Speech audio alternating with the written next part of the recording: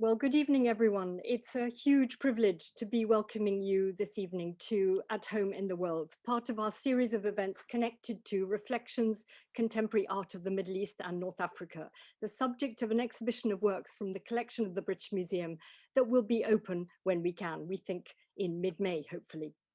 Today, we're focusing on Syria and the art connected to the conflict that is now a decade old. It was on seeing the exhibition Art of Resistance, curated by the highly acclaimed writer and critic Malu Halassa, our chair today at the Prince Claus Foundation in Amsterdam in 2012, that I first learnt of the extraordinary outpouring of art connected to the uprisings. At this exhibition, and this exhibition led 2 years later to the essential book on the subject, Syria Speaks, edited by Malu, Zahir Omarin, and Nawara Mahfoud.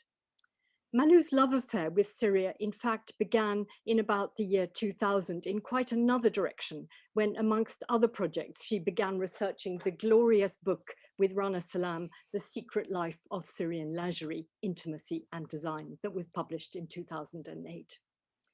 Now, as Malu has described, it was when I started seeing the bombs beginning to fall in Syria on my television screen in London, it was like watching friends face down a military onslaught. No right-thinking individual, I thought to myself, could stand by and say and do nothing. It was through Malu that we began to make a collection of works by Syrian artists connecting to the uprisings, initially including the 68 posters of the anonymous collective, The Syrian People Know Their Way, one of which is the introduction to this talk, and a set of digital prints by Sulafa Hijazi. It's absolutely wonderful, Malu, that you are with us here today, and thank you for helping us to put together the collection that we have. Malu will be in conversation with Sulafa, whose work features in the exhibition, as does that of Issam Kourbaj. They will be joined by the historian and curator Charlotte Bank. We are all looking forward hugely to the conversations and presentations. And without more ado, now I will hand over to you now, Malu. Thank you so much. Thank you, Venetia.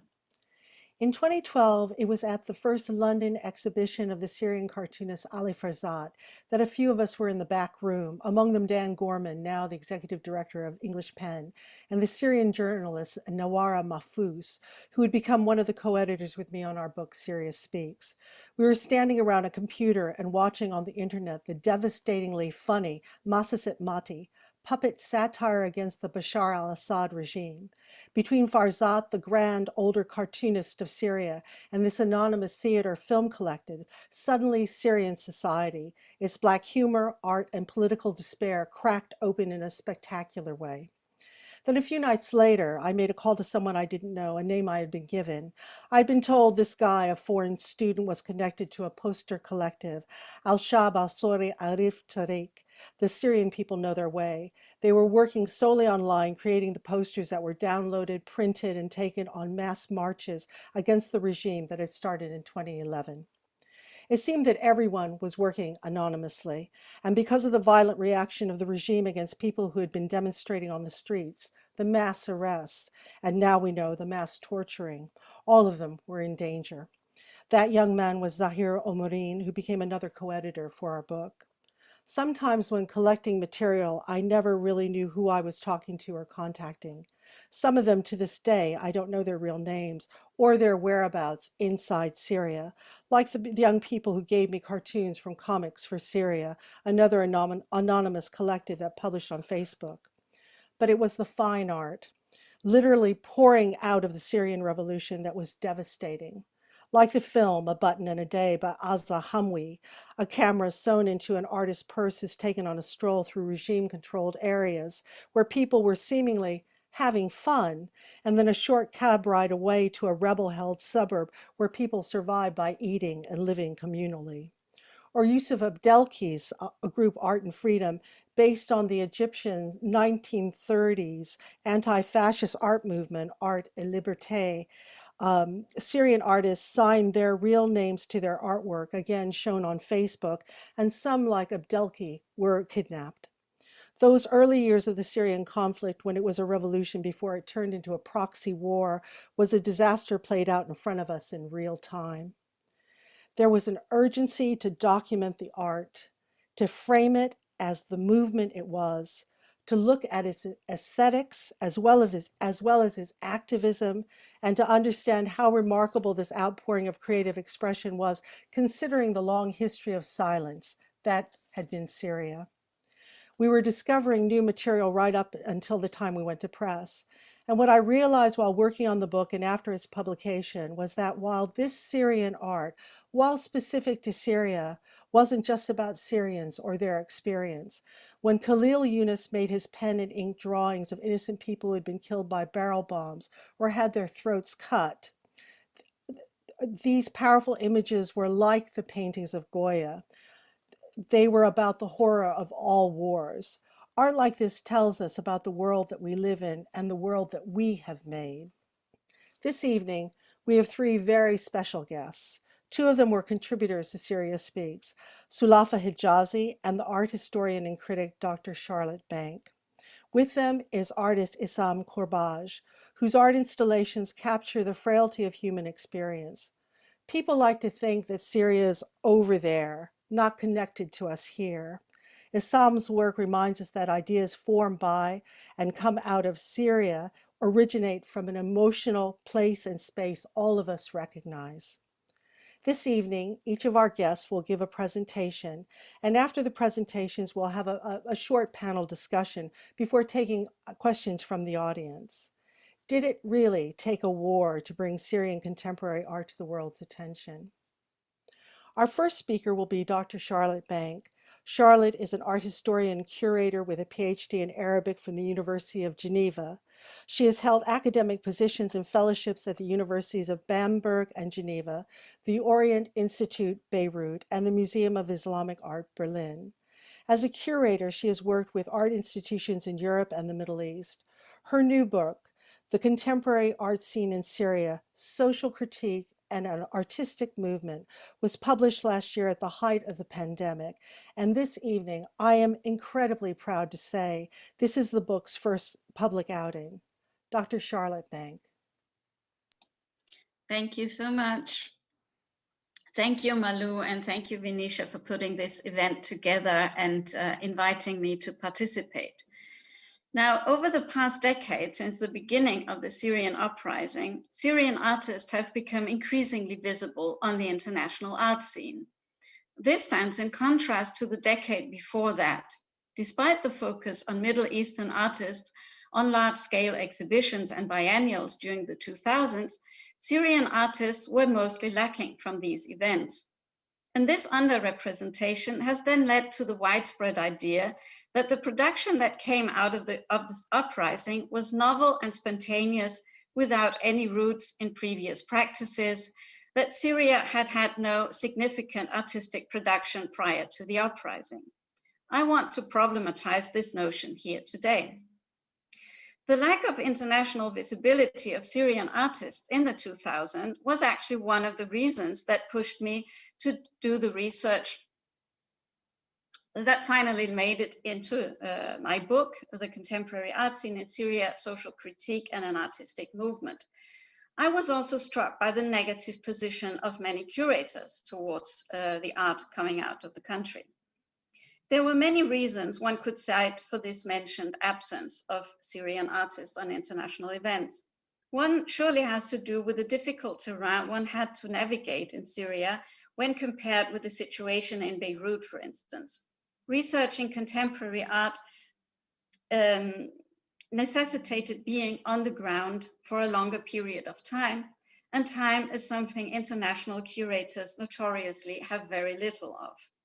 Another problem was the lack of easy-to-approach institutions that could function as introductions to the artists of the country, like they existed in Beirut and Cairo, for instance.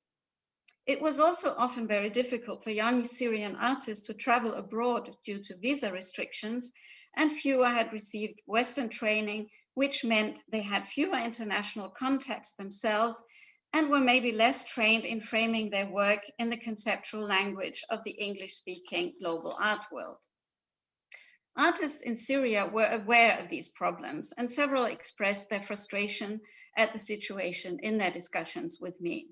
However, it didn't stop them from producing art. In fact, the art scene in Syria was growing during the 2000s and becoming increasingly diverse and vibrant. While many artists continued to paint, some young artists were experimenting with artistic media that were new in Syria and not taught at art schools. They were particularly interested in video and also, to a lesser degree, installation art, digital photography, performance, and sound art. At the same time, they were intent on rethinking the role of artists in society and exploring how art could function as a socially critical and even political activist tool, despite being situated within the authoritarian context of the Syrian state. This engaged and critical positioning is actually something that has a certain legacy in Syria. While young artists were longing for a more direct language than the one used by older generations and tried to push the boundaries for permissible speech on many occasions, they often enough found themselves up against the same rigid censorship as their older peers. Thus, Rami Farah's Silence, which tackles official discourse surrounding the loss of the Syrian Jolan in 1967, was banned in Syria and remains so, and Rim Ali's Foam, which addresses the issue of political prisoners, was likewise banned, and the regime even tried to exercise censorship abroad and have the film withdrawn from the International Film Festival of Cartago in Tunisia. But young artists also succeeded in producing work that was new and daring, both from the aesthetic as well as the social and political point of view.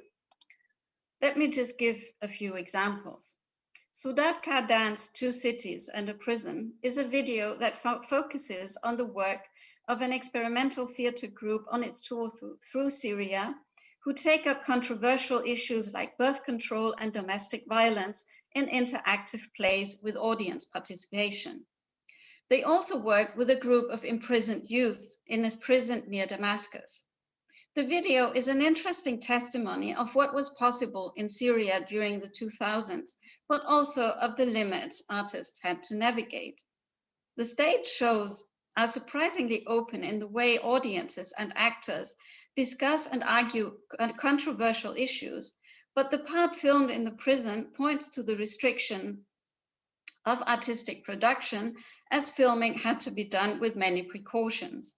The camera was explained as a necessary tool for training purposes, and to assure the privacy of the young men, the filmmaker made the choice to use fragmented images and show only small parts of their faces and bodies, as we see in the image here. Two other creative documentary videos, Rim El Ghazi's Lights and Hazem Al Hamwi's Stonebird, focus on working class and marginalized people whose grievances related to the systems of power on the social and political level are articulated. Lights is about a family in a village in northeastern Syria who were displaced in the 1970s to make way for the Assad Lake, a huge project that was meant to bring electricity and progress to the entire region. As the video shows, in the mid-2000s, that progress was still very far away.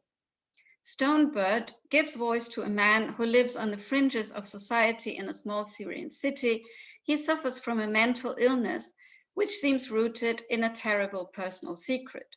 The video conveys the idea that the illness is just as much as a refuge as a real infliction caused by a rigid society. I would also like to mention one installation, Nisreen Bukhari's Peu Rouge, a room-filling installation in which she reflected on the threats and temptations confronting women and their well-being. So as we can see, artists in Syria were producing work in a great variety of media prior to 2011 and were commenting on current issues of Syrian society using a contemporary artistic language. What happened with the uprising and its visual output was not so much an upsurge in artistic production as such, but a shift in the channels of distribution, and this led to greater international visibility. Before, works such as those I've just mentioned were mostly shown and distributed through private informal networks. From 2011 onwards, the internet became increasingly important to show and disseminate artworks. Among these artworks were videos, graphic art, drawings, and prints, but also poems and songs.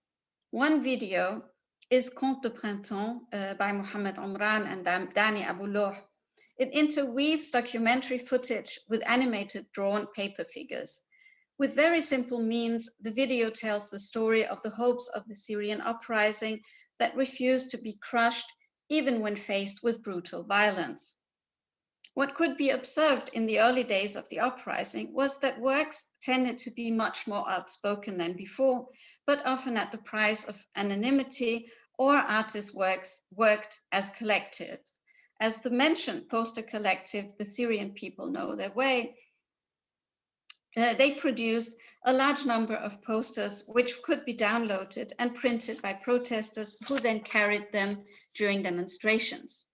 The posters are quite varied in style and reflect the different artistic notions of the artists, and they often show links to international resistance movements and activism. Early in the uprising, many works were carried by feelings of hope and the will to resist despite the ongoing violence. But as the conflict continued and became increasingly violent, the themes of destruction, flight, exile, and trauma became widespread. And as many artists relocated to other countries, they took these themes with them and presented them in their works. Two examples that I've been involved in presenting in Berlin may serve to illustrate different approaches. Iman Hasbani's Here, There, and Other Places is an immersive installation that invites visitors to enter a cocoon-like tunnel and listen to women's memories and stories of flight and exile. Khaled Barake's On the Ropes is another immersive installation where visitors walk through a floating living room in which all furniture and objects are hanging on cords from the ceiling as a reflection of the feeling of losing one's ground or losing the ground under one's feet. That is a common feeling among many displaced people. Now, art can often be very useful to articulate trauma, something that is important for survivors and direct witnesses, but also for the hosting society as it represents a space for discussion. But it's equally important for artists not to be trapped in this kind of work and to get the chance to develop other lines of research.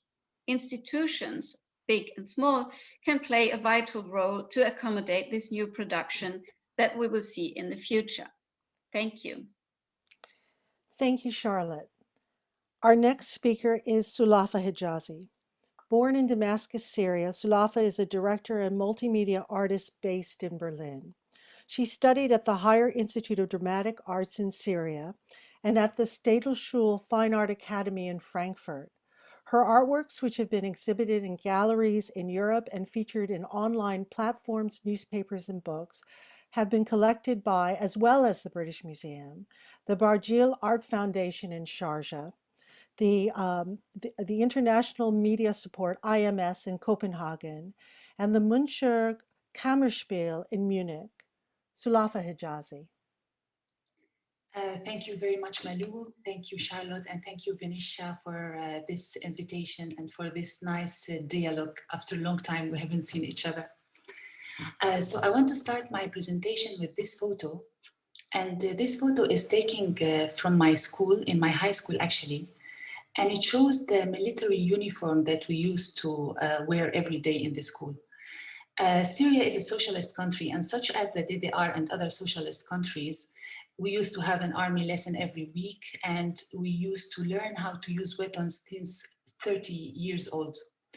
And as a militarized society, this photo will explain some of the arts that will come afterwards. As going back to the history, when I was studying in the Higher Dramatic Institute of the Visual Art, we start with the collective artists to create an animation movement in Syria. And we managed through 10 years to make like a big hub of animation production. Our main goals was to support the school education with an entertainment parallel education, because obviously the educational system was corrupted, and to create an animation visual identity that reflects the Arab children and youth reality, because most of the animation they were seeing was dubbed. So I was managing at that time to be a director and writer for like a mini TV series, and I managed to make my first feature animation film. And to discover the power of TV in social changes. During this big hub of production going on in the animation industry, the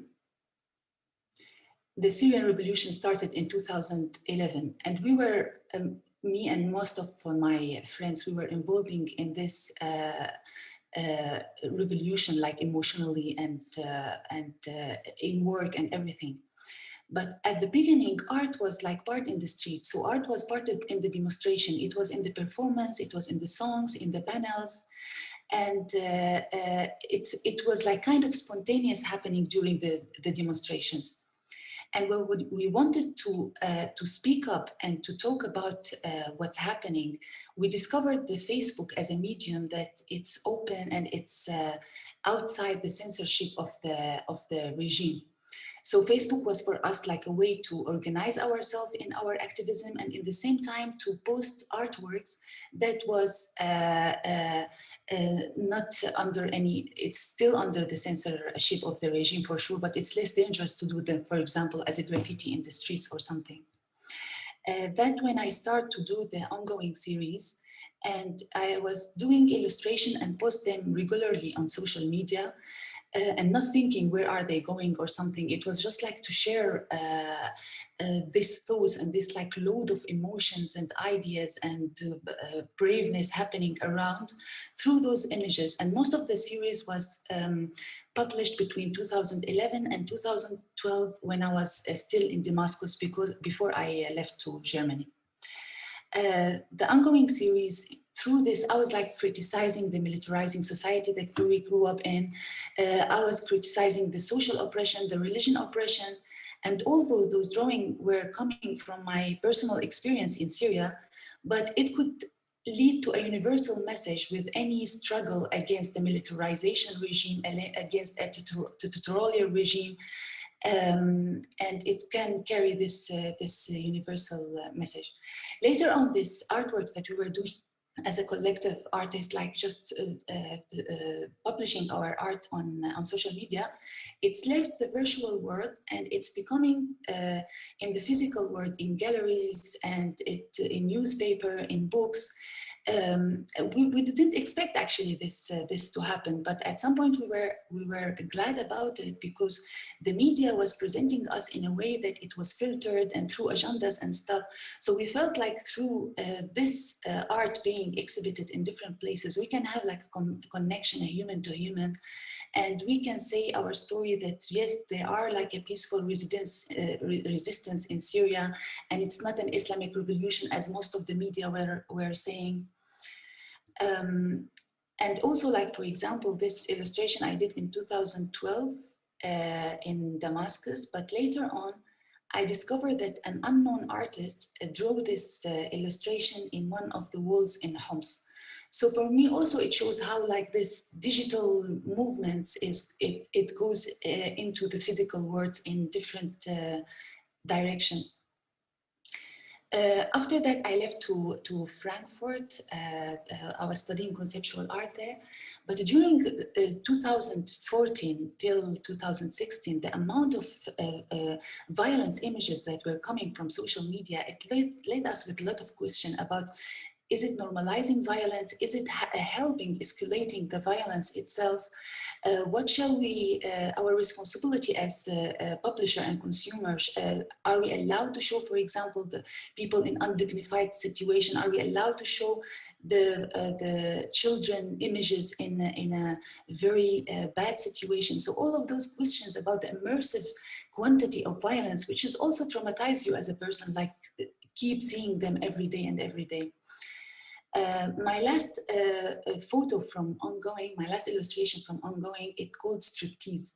And also what I like about this illustration that it can be read in different ways, But it has for me like a simple question that it was allowed during that time to see a slaughtered woman body or a dead woman body, but it was still not allowed and not accepted to see a naked woman body.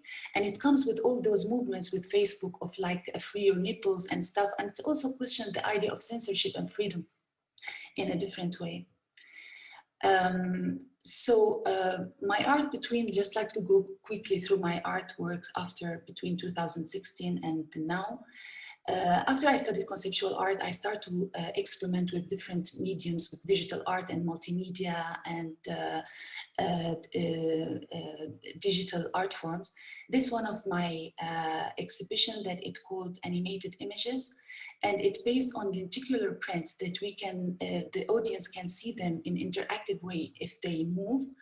And this series was about this immersive quantity of images. So I used in some of those small images, if you see them from a distance, you see a noise, but because the repetition of an image, it creates a noise more than it creates like a real relationship with an object or with a concept or with an idea.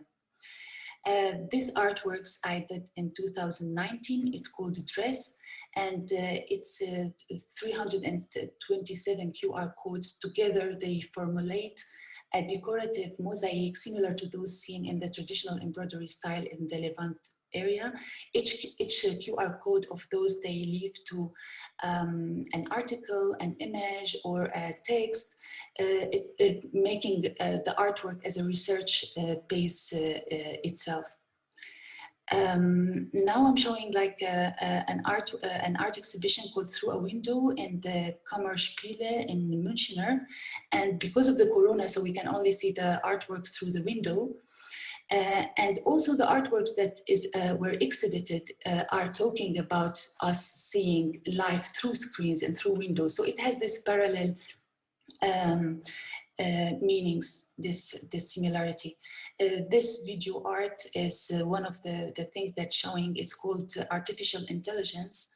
And I'm not gonna talk about it, but maybe the images could talk about and the name could talk about it as well. And it's still taken from this video art. This art I did in 2018, and it's called Positioning, and it's an augmented reality based photo, taking photos from Karl Marx Allee, the street that I was living in Berlin, which is known as a very immersive socialist architecture. It reminds me actually with a lot of those architecture that were in Syria during the socialist area. And you can see the characters only through the video as they are trying to position themselves within the frames and trying to find a place within this area. This is a small art, an art which is a construction of a rug into a digitalization, working together with the sound. So the sound is like a way to move those elements into a digital construction. And this one of the last exhibition I did, it's called Hair, and it's a virtual reality exhibition where I composed some elements, like some personal elements with some elements from my memory, and they create like a secret dark room showing illustration that create their own storytelling. Thank you. Thank you, Sulafa. Our next speaker is Issam Kourbaj. Issam has a background in fine art, architecture, and theater design. Born in Sueda, Syria, he trained in the Institute of Fine Art in Damascus, the Ripon Institute of Fine Arts and Architecture in Leningrad, now St. Petersburg, and at the Wimbledon School of Art in London. Since 1990, he has lived and worked in Cambridge, where he has been artist in residence, a By Fellow 2007 to 2011, and a lecturer in art at Christ's College, Cambridge. His work has been widely exhibited and collected, most recently by the Pergamon Museum, Berlin. Since 2011, Issam has been dedicated to raising awareness and money for projects and aid in Syria through several exhibitions, installations, and performances in the UK and abroad. He is currently preparing a large-scale art installation with and in response to objects from the collection of the Tropen Museum in Amsterdam, and this exhibition will open in April. Issam Kourbaj. Great, lovely. Thank you very much, Malu. I really appreciate that. And thank you very much, Venetia and others, to invite me to be part of this conversation. And I really feel that I need to tell you beforehand that I'm going to show you 10 slides. We are heading towards the 10th anniversary of the Syrian uprising. It's coming on the 15th of March. And I am actually marking this with a drawing performance in collaboration with a composer, great composer, Richard Caston, and a soprano, Jessica Summers. And this is in collaboration with Kettle's Yard, Fitzwilliam Museum, and Heon Gallery. So please watch the 15th of March at 5 o'clock. I will be making my drawing. I am really interested in numbers, so I will show you 10 projects of what I have been busy with since 2011. So what you are seeing now on the screen is my first attempt to show what I have been working with. I am actually really, being in Cambridge, you have this great chance to explore with others, with other disciplines, with other scientists, many different forms of bridging the art to the science and equally science to the art. For this one particularly, I was really interested in working with X-ray as a camera-less photograph. And this particular project called Excavating the Present, relating to the way how many Syrian mothers had to collect body parts of their own children to mourn them and bury them. And I just felt that this kind of language, I really need to put it on the outside after 2 years not being able to show anything about Syria, waiting and seeing if I could speak about Syria. And I took this X-ray images and I put them in the dark room, and I created a photogram out of a photogram. So this is my first attempt. And from now onwards, I actually did not stop since that occasion. So I am going to show you a few different things, sometimes actually chronologically, and sometimes they are not chronologically. This piece called Unearthed, and it is to do with, again, we just heard from everybody talking about the mass burial, and many actually did not have any indication of their portraiture. So this is a collection of photographs, as if, but they are actually book covers. I live in Cambridge.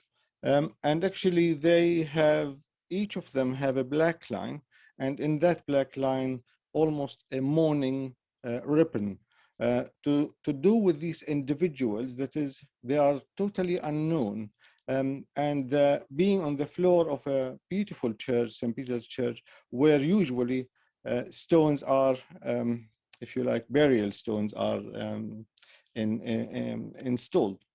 So particularly this location, although it's traveled to many different locations around the world, but particularly this one, actually one of them, it was in the Great Coat in the British Museum. But this one particularly, because it has the font and the water, I felt that is the water and the font and the color inside this very washed, bleached light. I just felt there is poignancy to it that is really very powerful. And I was really very interested in the way how people will come and sob in front of these pieces. So I will take you to my next slide. And it is to do with, again, we were hearing the question, the way how many refugees, this is 2015, 2016. This is an installation called Another Day Lost. I was working with a young curator, very energetic, called Louisa Macmillan. And we both looked at the map of Syria. We plotted the refugee camps around Syria, and we managed to find locations around London to speak of these locations of these refugee camps. So this refugee camps is a miniature refugee camp, actually camps, and they are made out of recycled books and recycled medical boxes. And this camp is surrounded by a collection of burnt matches. And these burnt matches reflect the days since the Syrian uprising. So at that time, the first edition, if you like, it was 1,579 matches. And then we have taken this installation all around the world, 12 editions to different places in New York, in Cambridge, in Dubai, and the last one, poignantly, in Budapest. And where actually the refugee tent, from the UNHCR tent, becomes the host of this refugee camp, is this relationship between the two. And this is now staying in my storage, but I feel that it's actually this particular project, the performative action of adding every day a match to the burnt match, to the installation. This performative action I was really very interested in pursuing. So you will see how it's influenced other work. This next project is 2015. It's called The Dark Side of the Unknown Ray. The unknown ray is the X-ray.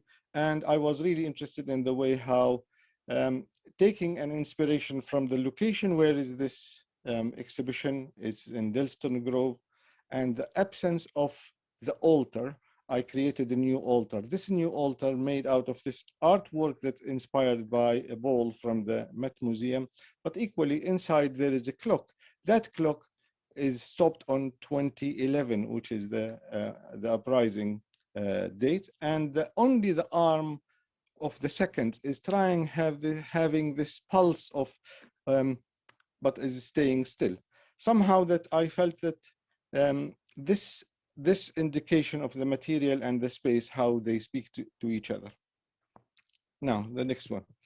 The way how the actually material is really my interest, and I was really interested in this collaboration with Ruth Bedell, a poet Ruth Bedell, dear friend, and she phoned me from Lesbos, and she came to see me, and she showed me some these pictures from Lesbos, where many children are arriving there dead. And so they were buried with their toys becomes their gravestones. And some of them have just unknown. So I created this piece called Lost, where I have these dipped children clothing, and I put the unknown on them with other information on them. And I exhibited them in different places, in different museums. The one I am showing you is actually the one in the Museum of Classical Archaeology in Cambridge, next to Nayubi's children, and the connection between Syria's children and Nayubi's children. The difference, of course, these casts are hollow, and my sculptures are filled with these pieces of clothes. But the conversation between the two was very important for me. My next slide is to do with dark water burning wool. That again, this is in collaboration with poet Ruth Bedell. I was actually at that time looking for object of my past, and I was really interested in the future of my past. And I found this very beautiful sculpture in the Fitzwilliam Museum, and this triggered this piece. So I made this collection of boats that made out of mudguard and installed with different burnt matchsticks. This piece again traveled all around the world to different museums, to Brooklyn Museum, to King's College Chapel, where I covered the floor with 1,000 of them, and then to Venice Biennial. But I was really honored to have this as object 101. I am very grateful to Neil McGregor to choose this piece as this part of this very, very prestigious podcast that he has done in 10 years ago. But equally, there is the poetry of Ruth Bedell, which I will not attempt to read because they are far too beautiful for my English to read. So next one, I am going to show you my next piece is actually to do with passport. I remember Charlotte was talking about traveling. This piece was again another performance to deal with the word "I will be here" cancelled, and it's coming from my passport, my Syrian passport, which was expired and was called cancelled. So every day I go to the gallery, I stamp the wall with the word, I will be here.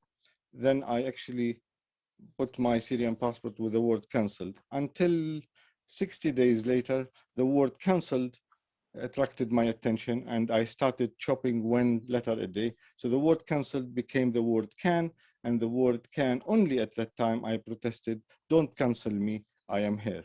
In the end of the exhibition, I collected these prints and I made a book, and the cover of the book, all these stamps on the cover. And my last slide, actually not last slide yet, there is a few. I'm really sorry, I'm running far too slow. I don't know why. I will speed it up. Strike, I burned 2,559 matches, one match per day. But the nest actually is being burned. So imagine this idea of I am building a nest, but the nest is being burned. Next one, I am not sure this, I will show you quite many of these artworks, but here it is.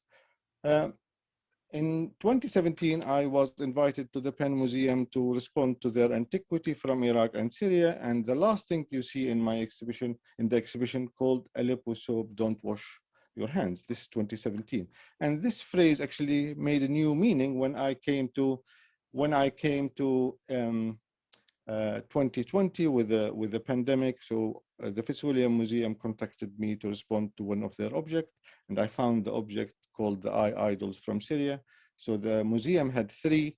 I made 366. Is to do with the leap years, how many leap years since the Syrian uprising.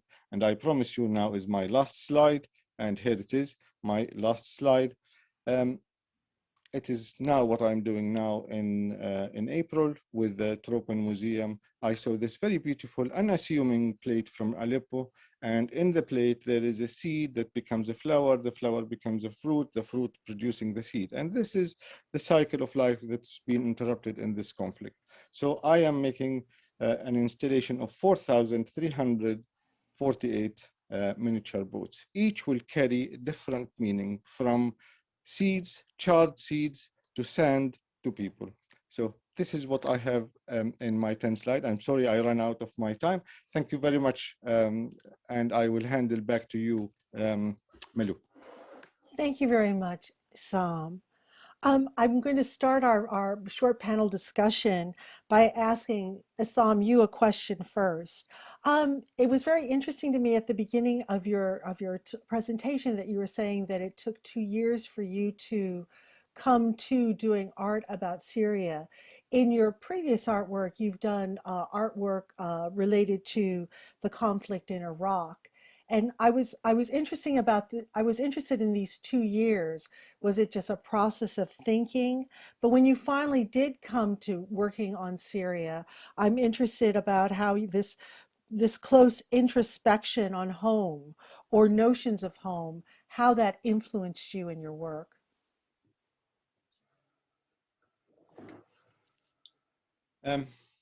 Actually, the notion of home is just what is really interesting for me.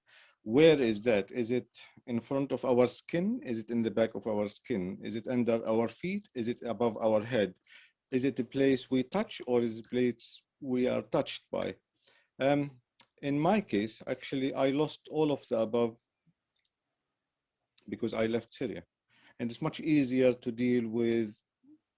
I had actually projects relating to Cuba and to Iraq, but when it comes to home, the absence of home actually quite traumatic, because it is a place where I cannot go back to. And I felt that I really needed to slow down, not to respond very quickly. So it took me from 2011 to 2013 to do just the first, if you like, to feel confident. That is the magnitude of the crisis. I have something to say about it. I have something to bring the news to my studio and respond to them. I can understand that. No, go ahead, please. No, it's just I felt that is really I really was working with, but I didn't want to show, because I felt that it's almost like I didn't want to pay any attention to the world, to give to the world what I am thinking about. It was so painful to go through another Guernica, if you like. It is another Guernica that we had to witness, and how could I respond to it? So I feel now actually it is really, I cannot, this is the landscape I am dealing with, my home and the absence of home. No, I think we get a sense of that from your work, your wonderful work. I can remember seeing it, those when we were doing Serious Speaks, and we would go to various exhibitions and your installations would be there and they would be very moving. I have a question. I'm going to move to Sulafa now. I was also thinking when I first saw your work, Sulafa, your digital illustrations of Ongoing, and I was so shocked by them. They seemed about topic matter that was every day. You know, you had a sewing machine or you had a bride and groom, and yet you had also implements of violence or somehow imagery or allegory of violence, like on the sewing machine where the thread would be, there was a skull. And I was, it sort of shocked me that it wasn't that the violence was, it was as though the violence had ingratiated itself into the very fabric of life. When people talk about Syria, there's a general assumption that what has happened over there, it took place in the past, and it's somehow complete. Halas, it's over. But this, when our first discussion about getting together for this panel, you felt very strongly that that was an incorrect reading of Syria. Can you talk about that? Yeah, because like when we say like after the revolution, as if we make an assumption that the revolution is over. Mm-hmm. And after 10 years of struggle, and there are like still things open now, there are still 12 million refugees and displaced people. There are still many people in prisons.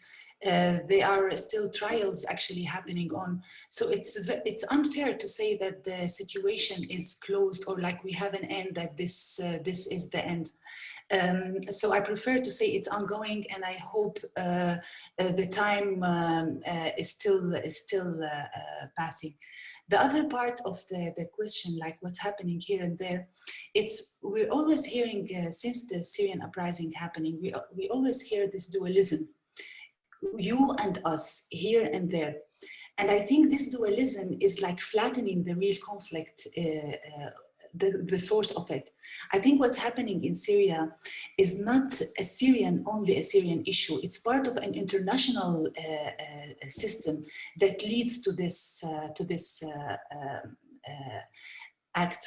If we say, for example, if we are relying on organizations such as the UN since 10 years to solve an issue that's happening now in this moment with lots of displacement, refugees, and war crimes, and nothing will happen. So we have to reconsider our international system and the effects on it. Plus that there are many hands in Syria. It's not only, we see like many international troops and militaries there. So it's not there and here. It's like we are all part of it, and we have to find a solution together. It's not like to distance ourselves from this thing.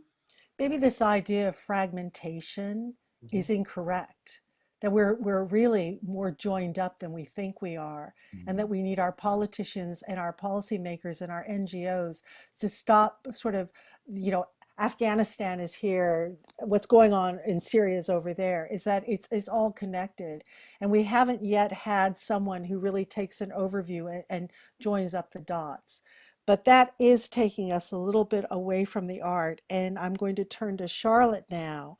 I really felt, Charlotte, that your book explained things to me that I was very curious about.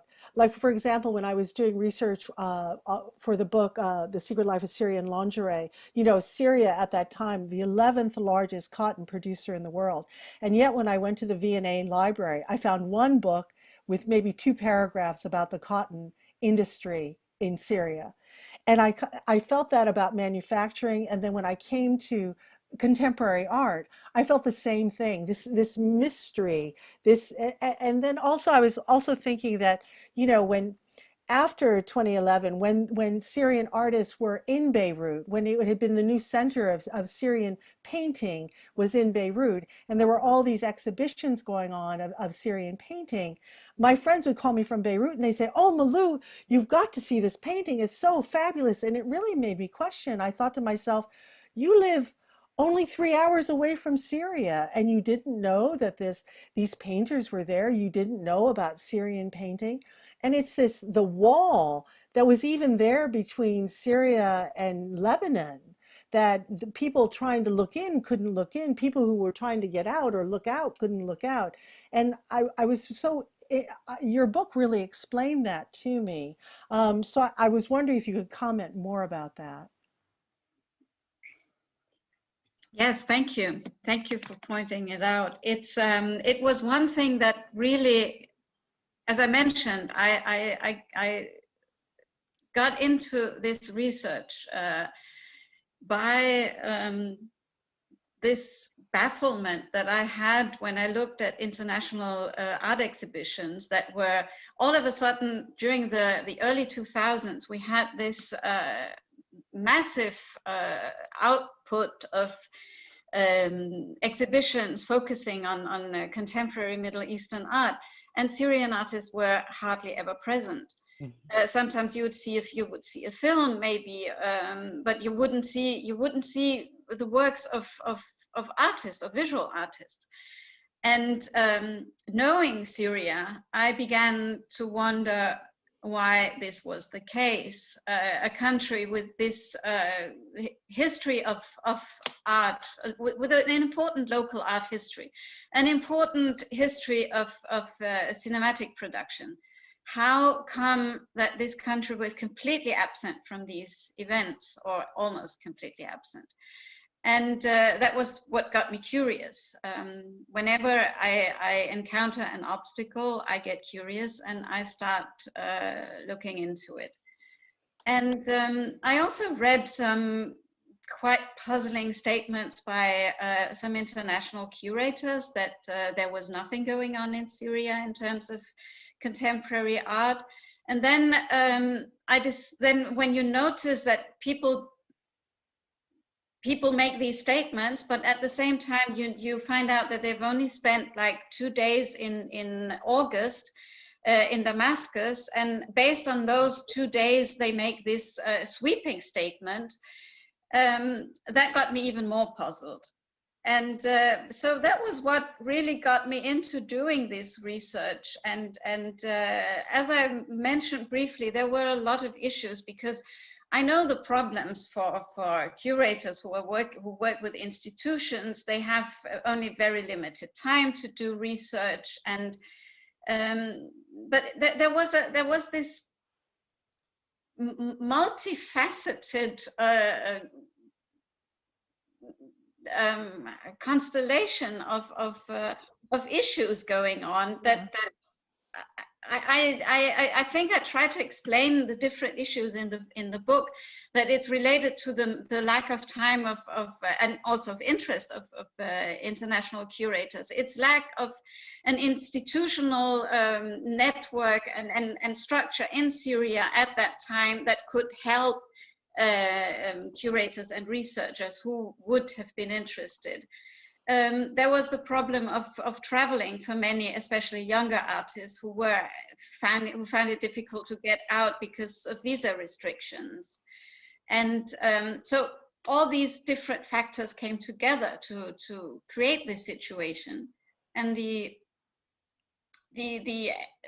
result was that there was this idea that there's nothing going on in Syria.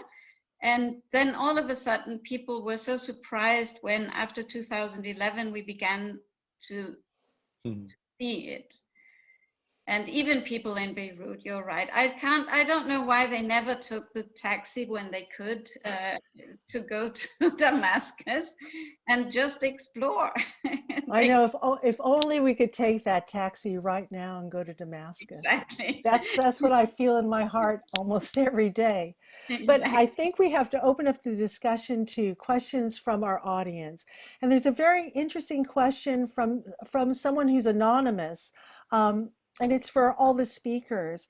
The question is, hi, I'm a master's student from Italy and I had the pleasure to work with Syrian artists in Paris. I'd like to ask how art has, if it has, helped Syrians arriving to Europe to build a relationship with host societies, and how has their artistic production changed? Sulafa, can you answer that? Yes, probably. I can talk about myself and some of the few people that I know, because somehow it's also critical to be a representative of all Syrian art, you know.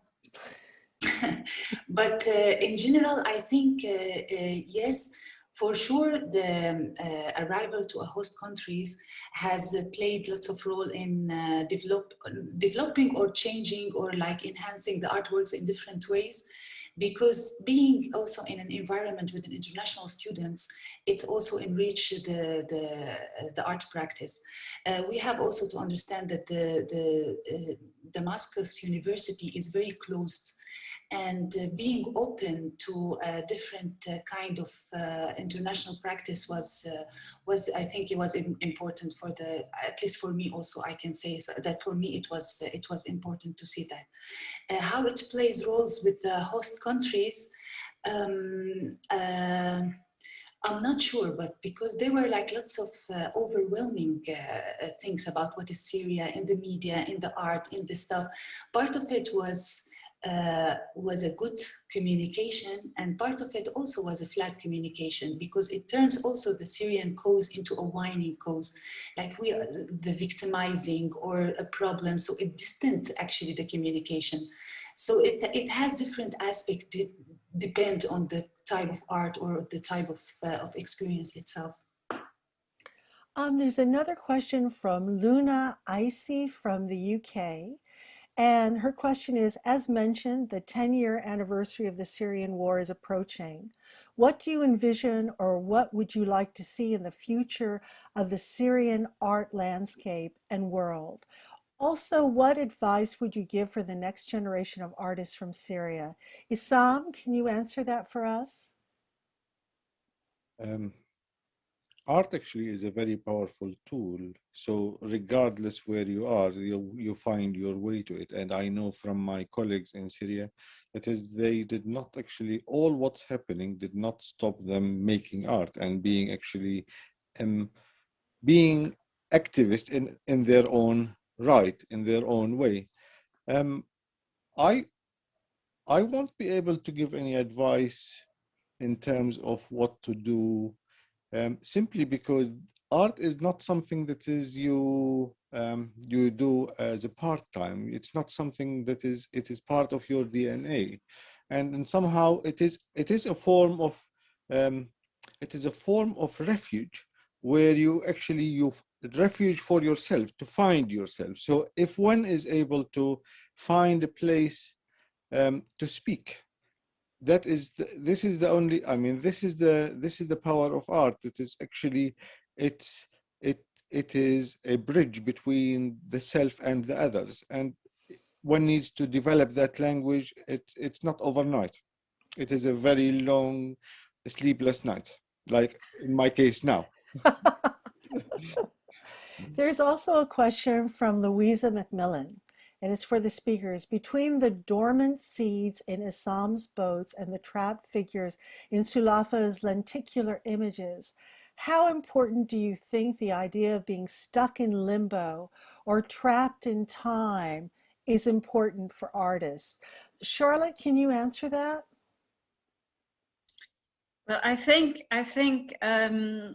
artists are maybe, in a sense, the very first to reflect on these questions in whenever conflicts arise. I think because they, I think in terms of Syrian artists,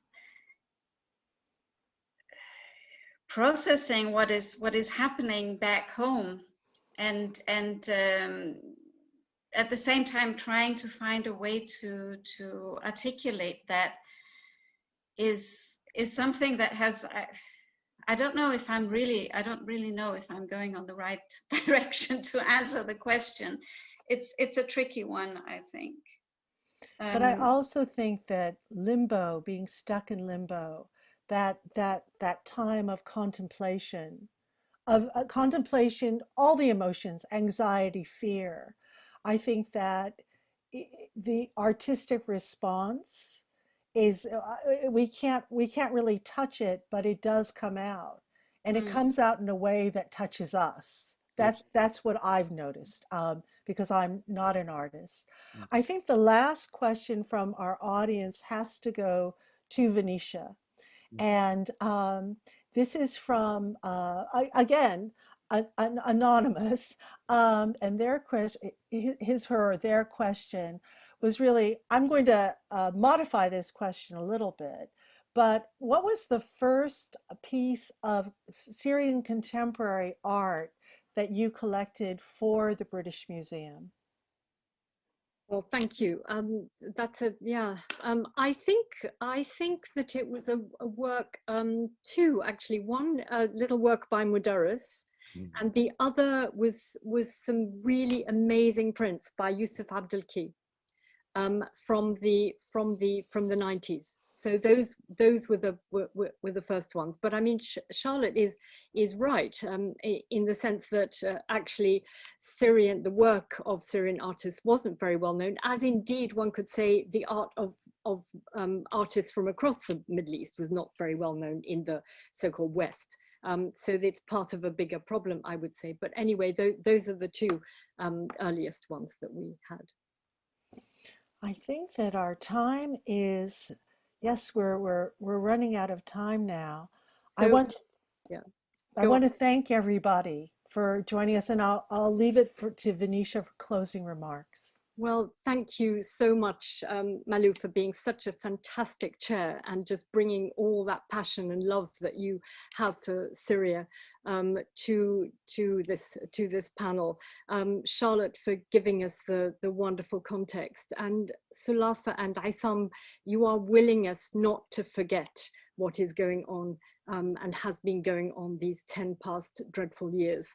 I want to thank my colleagues at the British Museum, Vicky Harrison especially, Sam Boyd for this mysterious art of captioning that we're now discovering what that is, and to our producer, Simon Malone. Thank you all very much. Our next event, Art Has No Country, is on the 18th of March. The writer Joe Glanville will be joined by the Iranian artist Afsoon, the Iraqi artist Mahmoud Ubaidi, and Almir Kolditz. So please join us then, and there will also be further events as the season progresses. So hope to see you then, and thank you all so much for being with us. Thank you for all your questions, and there may have been more that we didn't have time to answer. So good night, everyone, and thank you all very much for being with us, and thank you, speakers, so much for a really rich evening. Thank you. Thank you. Great. Thank you.